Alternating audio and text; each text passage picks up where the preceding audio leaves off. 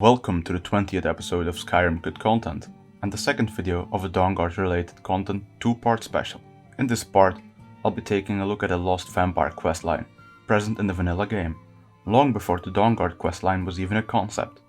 So if you want to know how one of the original Morrowind vampire clans would have appeared in Skyrim, I recommend you keep watching. So as you might know already, in the base game there isn't really a safe haven for vampiric players. Well, there isn't anything actually all that vampire related in the base game at all. You encounter some vampires, maybe, but that's about it. There is no faction for vampires where the player can do quests. This of course changed when the first DLC, Dawnguard, was released, because that entire storyline is focused on vampires. But did no one find it strange that there are no vampiric quests to do at all in the base game? Well, it seems that Bethesda felt bad when removing the original questline, because they made a whole DLC to make up for it. But what was actually lost? Well, it's a good question, and a difficult one to answer, as, like most cases, we've only got scraps to work with. Let's start with the remains of the scripting for the first vampire-related quest. There are two remaining scripts. The first one is called V01 Set Stage Amulet Thief, and the second one is called V01 Set Stage Bloodfire Amulet Script. What do we learn from these scripts? Well, first off, the vampiric quests were apparently abbreviated by V followed by their number of progression. So that's something. Both of these scripts would have been used to set a specific stage of this first quest. Keep in mind, because this quest no longer exists in quest form, but only in other small things such as scripts and markers, the name it would have used is completely unknown. However, something also seen in both of the script names are references to an amulet, or seemingly more specific, the Bloodfire Amulet. This amulet does not exist in any form, so how it would have looked and what it would have done is completely unknown. It's also implied that the player would need to steal this amulet. Everything I've just told can be inferred from the names of the scripts only. If you take a look at the actual scripting, we'll find out two things. One, this is a very old script, as the way this is scripted is very outdated if compared to the scripting found in the final game. And two, these scripts aren't all that specific. The Bloodfire Amulet script just tells us that a certain stage would get set once the player looted the amulet from its old container. It's unknown what this container would have been, and it's also unknown which stage would have been set as there isn't one specified in the script. The Amulet Thief script reveals that if you killed someone, then stage 20 of the quest would get set. It's unknown as to who needed to die during this quest. And that's all that the scripts of the first vampire quest can tell us. Let's move on to the second quest. Once again, we have two remaining scripts to work with. They are known as V02 Domna Dead script and V02 Quest script. The V02 Quest script doesn't tell us anything with its name, but once we take a look inside, we'll learn that when this quest was set at stage 50, then we would need to head to Solitude. Once we arrive there, the quest would get set to stage 100. But what did we need to do in Solitude? Well, at least the other script is nice enough to reveal that information to us. Sort of. By looking inside the script, we learned that if we killed someone without any information, the quest was meant to advance to stage 150. Another quest stage was meant to be set if we did have information gathered at this point, but this stage isn't specified. So who did we have to kill? If the name of the script is anything to go by, it was an NPC named Domna, but that doesn't tell us much. Well, we're in luck, as this Domna is actually the only person related to these quests that actually still exists in NPC form. Her full name is Domna Maja, but due to this NPC being unfinished, someone forgot to remove the space between her first and last name. She's marked as a unique NPC and is a level 4 one-handed warrior. Level 4 is the standard level for an average Skyrim NPC, by the way, so that's not really special. Domna doesn't have much else going on for her. She doesn't have any AI packages and isn't part of any factions. She doesn't have any items in her inventory and knows no spells. Even her face is that of the default female Imperial, so even her character model wasn't worked on. The one other unique thing she has is enough to tell us of her purpose though. The outfit that she wears. The outfit is called Vampire Outfit in the Creation Kit. It consists of mainly leveled items including glass armor with matching boots, orcish armor with matching boots, elven armor with matching boots, enchanted robes, leather armor with matching boots, and just standard black mage robes with boots. These items are leveled with the vampire's level, but because Domna is always a lowly level 4, she would only ever wear the black mage robes with boots. The last special thing about Domna is that unlike most removed NPCs, she's actually still placed in the game. Because of this, we know where she was supposed to appear. She's placed right in front of Solitude's Hall of the Dead.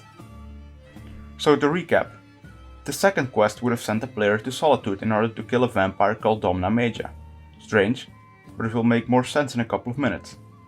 Also, a small note about Domna: with the Dawnguard DLC installed, her outfit gets changed to DLC 1 vampire outfit, which make her spawn in vampire armor and boots. This is not because the developer suddenly had plans to use her, but because they just replaced all instances of the old vampire outfit with the DLC version, irregardless of which NPC actually used it. Now for the third and seemingly final quest, we have two more scripts to look at once more. VO3 quest script and VO3 opposed leader death script. The quest script once again contains code to set a quest stage once the player reaches Solitude, but I feel like this is just carried over from the previous script and not relevant here. What is relevant is the other code checking that if this quest is set at stage 50 and the player is inside of Pine Moon, then the quest would get set to stage 100. Now Pine Moon, why does that name ring a bell? Well, Pine Moon actually refers to Pine Moon Cave, a location in Havengard that still appears in the final game. Pine Moon Cave is actually one of only 8 places in the vanilla game that's marked as a vampire lair, and of course, vampires inhabit this place. It has a pretty unique layout for a dungeon. But what does it have to do with us? Well, like a lot of the questions accumulated so far, the last script will help clear this one up. The opposed leader death script tells us a lot, with the first thing being that this quest would have a different stage set if the player was either a Quarra or Kronvanger vampire, so that's already really cool.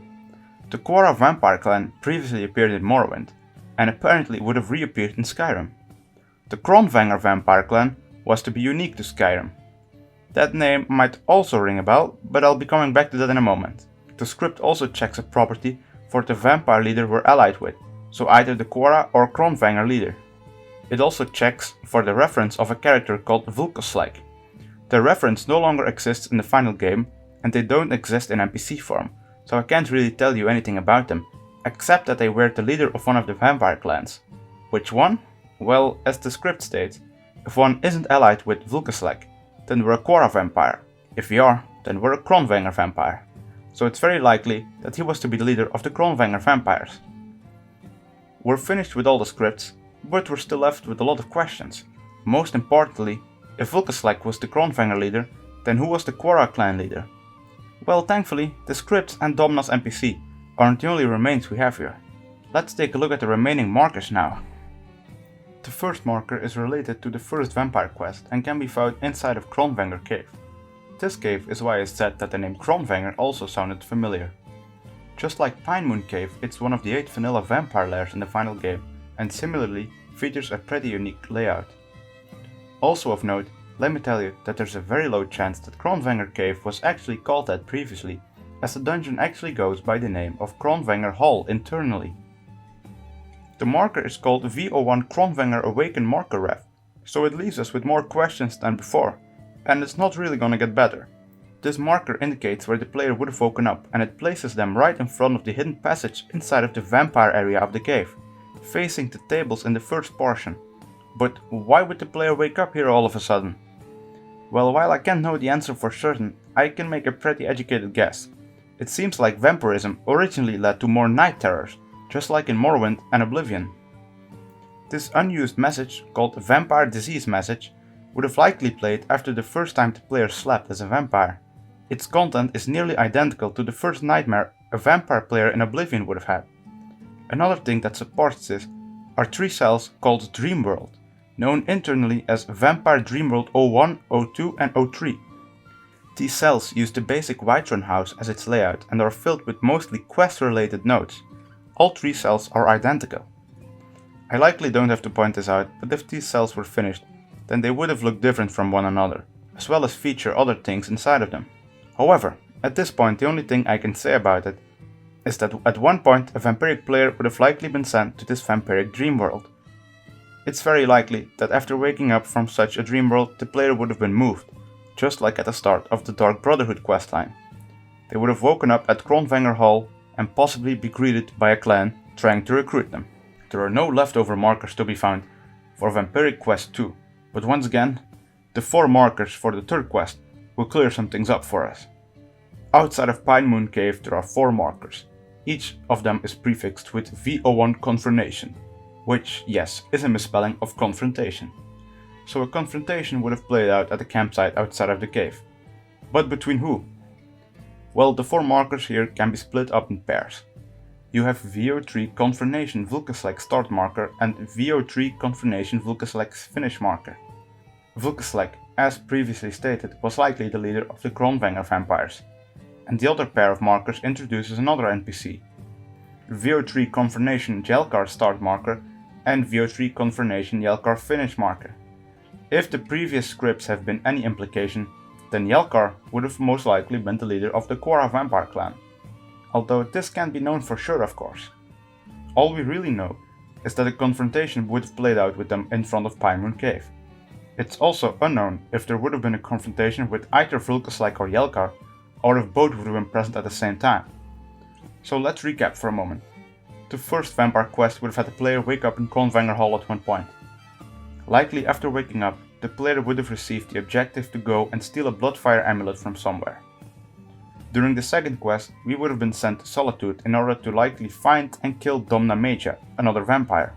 Once killed, we return and report our success. And in the final quest, we would have likely been sent from Kronvanger Hall to Pine Moon Cave, where the vampire leaders would have confronted you. Either you were allied with Vulkaslag, or with the other leader, who was likely Jelkar. What would have happened after this? Well, the player might have been able to stay at the vampire cave, or became a high-ranking member of one of the clans. I didn't mention the dream worlds here, because nothing about them can be said with certainty, I'm sorry. They just can't really be tied into the quests. So yeah, that's pretty much all there is to say about these early vampire quest remnants. There isn't all that much to go with, but it sparks the imagination, and that's something. And with that, I hope that I've just educated someone somewhere about Skyrim's Cut Content, and then I'm happy. I would love to hear everyone's thoughts and or requests in the comments below, and until next episode, we have enough content to keep us going for a long while.